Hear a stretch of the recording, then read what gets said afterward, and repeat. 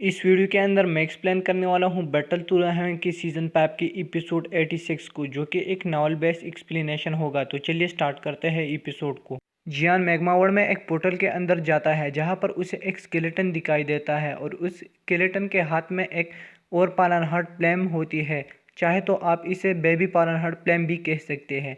ये देखकर जियान एकदम शॉक हो जाता है और कहता है मुमकिन है कि ये पालनहार्ड फ्लेम मुझे बुला रही थी। साथ में जियान कहता है खफा हो जाता है क्योंकि एक हेवनली फ्लेम एक स्केलेटन के हाथ में थी और इस वजह से इसके अंदर इतना ज़्यादा इफेक्ट नहीं हो सकता है। तभी जियान को कुछ बातें याद आ जाती है और कहता है मैं अगर इस पालनहार्ड फ्लेम को ट्रेनिंग टावर में रख दूं तो ट्रेनिंग टावर फिर से चालू हो जाएगा। फिर जियान आगे बढ़ता है इस पालनहार्ड फ्लेम को लेने के लिए। जियान को थोड़ा डर भी लग रहा था, मगर वो नहीं रुकता है और उसको फ्लेम को छूने की कोशिश करता है, तो उससे पहले ही वहाँ पर कुछ ब्लास्ट एनर्जी का हो जाता है, जिस वजह से जियान पीछे खिसलता हुआ जाता है।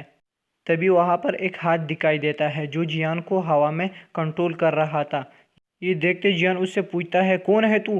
तो वो जियान से कहता है अरे बच्चू शांत हो जा, मैं कोई बहरा नहीं हूँ जो तुम्हें नहीं सुन सकता। और वो शख्स अपनी ह्यूमन फिगर में आ जाते हैं, जिसके हाथ में एक जाम था और मजे मजे से गूंथ ले रहा था। जिसके बाद वो जियान को अपने पास बुला लेता है और जियान के माउथ पर एक टकार मारता है और उसके टकार में इतनी ज़्यादा बदबू थी कि जियान उसके टकार से मुंह फेर लेता है।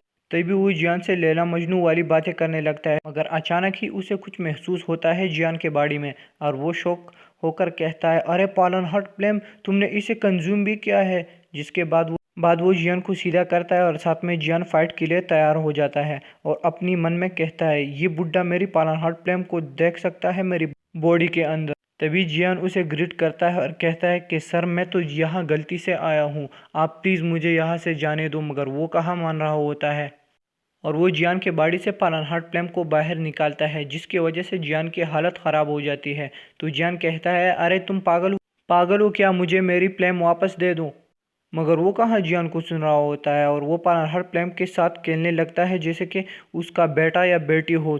तो जियान कहता है कि मैंने तो इसे पूरी तरह रिफाइन किया था और उस वक्त मैंने इसके अंदर किसी किस्म का ऑरा नहीं देखा था। तो टियान हुआ जिंजी कहते हैं भले तुमने इसे रिफाइन किया हो, मगर ये आज भी मुझसे पहले वाला प्यार करता है और साथ में मैंने इसको अपनी बॉडी से अलग कर दिया था। ये सुनकर जियान को उस पर यकीन आ जाता है। जब टियान हुआ जुन पालनहार्ड फ्लेम के साथ खेल रहा था, तो जियान अपने साथ कहता है अगर इस बूढ़े ने मुझे मेरा फ्लेम वापस नहीं कर दिया तो मैं इससे ज़बरदस्ती छीन लूँगा। और वो अपने मुट्ठी बना लेता है। तो टियान हुआ जुंजी इसे महसूस करते हैं और जियान को उसका फ्लेम वापस देता है। साथ में वो जियान को पालनहार्ड फ्लेम भी दे रहा होता है, मगर ये देखकर जियान कहता है कि ये बुड्ढा मुझ पर इतना शरीफ क्यों हो रहा है।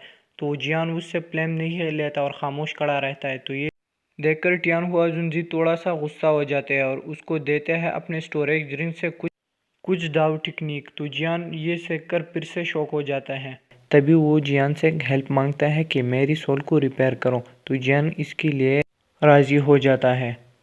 इसके बाद जियान उनको मैग्मा वर्ल्ड के बाहर ले आते हैं, जहाँ पर जियान को उसका सेकंड ब्रदर जूली मिल जाता है और वो जियान से कहता है कि हैनपिंग हमले की तैयारी कर रहा है इनर अकेडमी और जियोगेट की तबाह करने की। इस वजह से उसने ब्लैक कॉर्न रिज के अंदर सभी लोगों को इनवाइट किया है। ये सुनते जियान गुस्से में आ जाता है, हैनपिंग को मिटाने का फैसला करता है। सीन चेंज होकर आ जाता है डिमन फ्लेम वैली पर, जहाँ पर हैनपिंग ने मीटिंग को स्टार्ट किया हुआ और इस मीटिंग में चिवेंटी से लेकर बड़े हाथी तक वॉरियर्स को इनवाइट किया गया था, जहां पर हैनपिंग उन सब का ब्रेन वॉश कर रहा होता है कि अगर इस जियान को आज हमने ख़त्म नहीं किया तो भविष्य में ये हमारे लिए बहुत बड़ी मसले खड़ी कर सकता है और फिर हम लोग इसका कुछ भी नहीं बिगाड़ सकते हैं। तो हैनपिंग की ये वलवला अंगेज स्पीच सुनकर सारे लोग जोश में आएंगे और कहेंगे महाराज की जय हो, महाराज की जय हो।